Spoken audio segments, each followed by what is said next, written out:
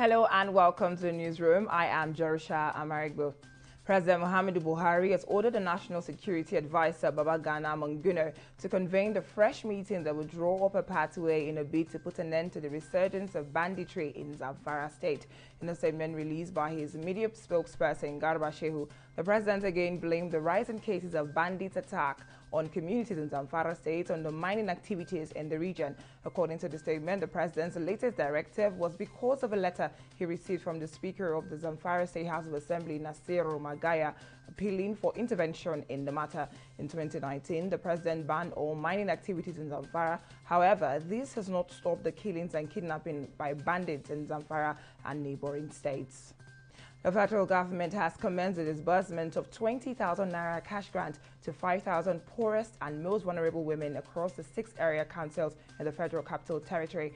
The Ministry of Humanitarian Affairs, Disaster Management and Social Development, Hajiya Sadiya Rumar Farouk, at an inauguration ceremony in Abuja, said that the exercise was in fulfillment of the federal government's cash grants for rural women's program.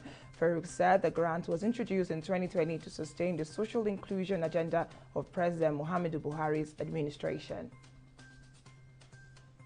And the Edo State Governor Godwin Obaseki says the focus of his administration is to attract investors into the oil palm and cassava subsectors for the manufacturing of consumer packaged goods. Obaseki, who stated it during the virtual meeting with the U.S. Ambassador to Nigeria, Mary Beth Leonard, and some foreign and local agribusiness investors in Abuja, said that in his first term in office, efforts were made to shift to getting the job done by instituting the framework for Edo State Oil Palm Program. According to the governor, this is in support of the oil palm value chain development in the state for benefits of all. In COVID, the Kano State Governor Abdullahi Ganduje has called on the market community in the state to ensure that they strictly adhere to the COVID-19 protocols to avoid a fresh lockdown. The governor at the COVID-19 stakeholders meeting with market community leaders in the state at the governor's house warned that the second wave of the pandemic was worse than the first and people should learn their lessons in fighting against the pandemic. Ganduje also promised to contribute 100,000 face masks to the market community, while he called on them to also produce and distribute fixed masks in the market.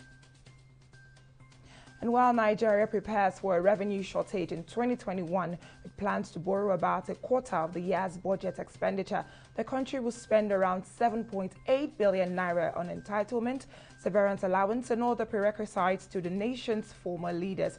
The planned 2021 spending is the second lowest amount that will be allocated to retired top government officials since 2017, when 5.9 billion naira was budgeted as gratuity for them.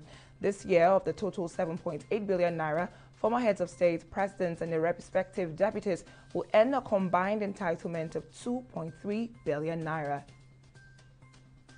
And the Britain's Foreign Secretary was in Sudanese capital on Thursday to discuss bilateral relations and tensions along the border with Ethiopia.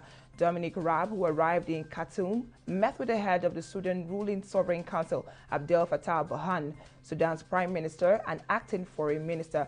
Raab was visiting to discuss the situation along the Sudan-Ethiopia border, where violent clashes between Sudanese forces and Ethiopian militaries had taken place, leading to concerns of a potential military conflict between the neighboring countries. In the world of sports, the Nigerian Professional Football League has been ranked the 77th best league in the world of the year 2020. This is according to International Federation of Football History and Statistics. The Nigerian League was also ranked as the 10th best league in Africa by the website, which chronicles the history and records of association football annually. They are behind Egypt, Morocco and Tunisia in Africa, and also ahead of Kosovo, Angola and Bosnia in the world's ranking.